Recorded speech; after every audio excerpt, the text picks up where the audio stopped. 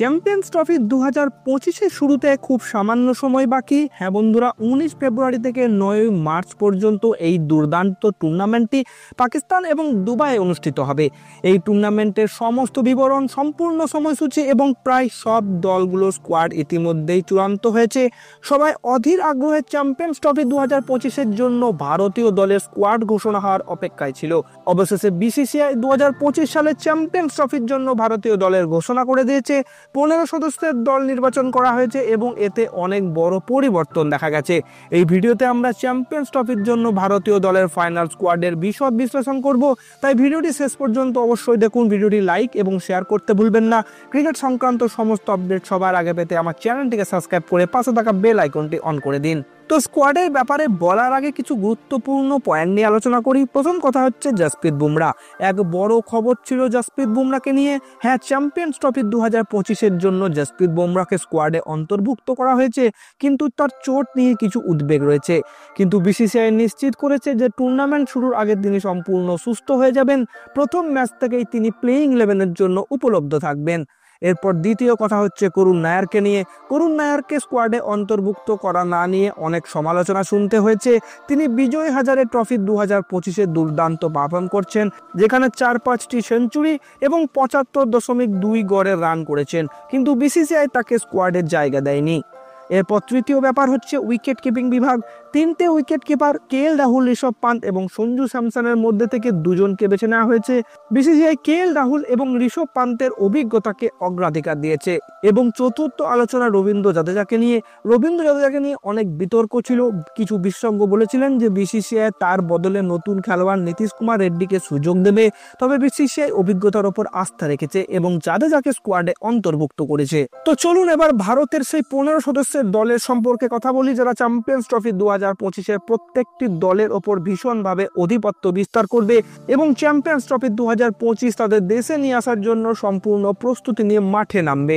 তো ব্যাটিং বিভাগে রয়েছেন প্রথমেই ক্যাপ্টেন রোহিত শর্মা। ভারতীয় দলের প্রথম ব্যাটসম্যান হবেন অধিনায়ক রোহিত শর্মা। ওডিআই ফরম্যাটে তার একতরফা আধিপত্য দেখা যায়। ক্যাপ্টেন, ওপেনার এবং ব্যাটসম্যান হিসাবে তার প্রতিভা অসাধারণ। এরপর দ্বিতীয় প্লেয়ারটি হচ্ছেন শুভমান গিল। শুভমান গিল কিন্তু বেশ কিছুদিন রানের মধ্যে নেই, অথচ তাকেই দলের ভাইস ক্যাপ্টেন করে দেওয়া হয়েছে, যার অর্থ হলো প্রথম একাদশে তার থাকাটা এক প্রকার নিশ্চিত। সেক্ষেত্রে কি ইয়াশাসভি জয়সওয়াল প্রথম একাদশে থাকার সম্ভাবনা আগে খারিজ করে দেওয়া হলো। জয়সওয়াল কিন্তু বাদ পড়লে টপ অর্ডারে কোনো বাঁহাতি ব্যাটসম্যান থাকছে না। এরপর তৃতীয় ব্যাটসম্যান বিরাট কোহলি। তৃতীয় ব্যাটসম্যান হবেন বিরাট কোহলি। ওডিআই ফরম্যাটে বিরাট কোহলির নাম না আসলে সেটা অসম্ভব। তার পুরো ক্যারিয়ারে ওডিআই ফরম্যাটের একতরফা আধিপত্য দেখা গেছে। এরপর চতুর্থ প্লেয়ার ইয়াশাসভি জয়সওয়াল। বিসিসিআই নিশ্চিত করেছে যে ইয়াশাসভি জয়সওয়াল ব্যাকআপ ওপেনার হিসেবে স্কোয়াডে থাকবেন, তবে প্রাথমিক ম্যাচে তার প্লেইং 11-এ থাকার সম্ভাবনা কম। যদি কোনো ওপেনার ইনজুরিতে পড়েন তখন তিনি সুযোগ পেতে পারেন। এবং বন্ধুরা, পঞ্চম ব্যাটসম্যানটি হচ্ছেন শ্রেয়াস আইয়ার। ডোমেস্টিক ম্যাচ হোক বা আন্তর্জাতিক, তিনি যেখানে সুযোগ পেয়েছেন পারফর্ম করেছেন। বিজয় হাজারে ট্রফি এবং সৈয়দ মুশতাক আলী ট্রফিতে তার দুর্দান্ত পারফরমেন্স দেখা গেছে। আসি উইকেট কিপিং বিভাগের কথায়, তো প্রথম মুখ্য উইকেট কিপার হিসেবে থাকবেন ঋষভ পান্ত এবং ব্যাকআপ উইকেট কিপার হিসেবে থাকবেন কেএল রাহুল। দলের দুটি প্রপার উইকেট কিপার ব্যাটসম্যান রয়েছেন। পান্ত মুখ্য উইকেট কিপার থাকবেন আর রাহুল ব্যাটসম্যান হিসাবে উপলব্ধ থাকবেন এবং প্রয়োজন হলে তিনি কিপিংও করতে পারবেন। অলরাউন্ডার বিভাগের কথা বললে 4 জন অলরাউন্ডার রয়েছেন। হার্দিক পান্ডিয়া ওডিআই ফরম্যাটে দারুণ ফর্মে রয়েছেন। ব্যাটিং, বোলিং, ফিল্ডিং সব বিভাগে তার দক্ষতা অসামান্য। দ্বিতীয় অলরাউন্ডার হিসেবে রয়েছেন রবীন্দ্র জাদেজা। অভিজ্ঞতা ও ধারাবাহিকতার কারণে বিসিসিআই তাকে স্কোয়াডে রেখেছে। তৃতীয় অলরাউন্ডার আকসার প্যাটেল। বোলিং এবং ব্যাটিংয়ে তার দারুণ ভূমিকা। এবং চতুর্থ অলরাউন্ডার ওয়াশিংটন সুন্দর, যিনি এই মুহূর্তে বেশ ভালোই ফর্মে রয়েছেন। আর সবশেষে বন্ধুরা, বোলিং বিভাগের কথা বললে ভারতে 5 জন প্রপার বোলার রয়েছে। কুলদীপ যাদব একমাত্র স্পিনার। এরপর রয়েছেন জসপ্রীত বুমরা। তার দক্ষতা এবং ফর্ম তাকে দলের গুরুত্বপূর্ণ সম্পদ বানিয়ে তুলেছে। রয়েছেন মোহাম্মদ শামি। তার অভিজ্ঞতা এবং ধারাবাহিকতা দলে বাড়তি শক্তি যোগাবে। রয়েছেন অর্শদীপ সিং। ডেথ ওভার বোলিংয়ে তার কার্যকারিতা গুরুত্বপূর্ণ। তো বন্ধুরা, এই ছিল চ্যাম্পিয়ন্স ট্রফি 2025-এর জন্য ভারতীয় দলের স্কোয়াড।